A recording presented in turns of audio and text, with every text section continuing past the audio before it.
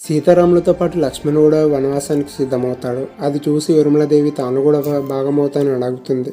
దానికి లక్ష్మణుడు తల్లిదండ్రులను చూసుకోవడానికి తిరస్కరించి అయోధ్యలో ఉండమని కోరతాడు.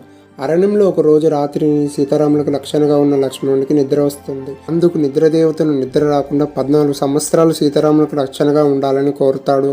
అయితే నిద్రదేవత ఒక కండిషన్ పెడుతుంది. నీ నిద్రను ఎవరైనా పంచుకుంటే అప్పుడు నేను నీ దగ్గరకు రాను అని చెప్తుంది. అందుకు లక్ష్మణుడు తన భాగస్వామి అయిన ఊర్మిళాదేవికి ఇవ్వమని కోరతాడు. నిద్రదేవత ఈ విషయం ఊర్మిళాదేవికి చెప్పగా తన భర్త భారం మోసేందుకు తాను అదృష్టంగా భావించి చాలా సంతోషంగా 14 సంవత్సరాలు నిద్రపోవడానికి ఒప్పుకుంటుంది. సీతారాముల అనుబంధం గురించి తెలియని వారంటూ ఎవరు ఉండరు. కానీ తమ అనుబంధాన్ని 14 సంవత్సరాలు త్యాగం చేసిన ఊర్మిళ లక్ష్మణుల గురించి ఎంతమందికి తెలుసు?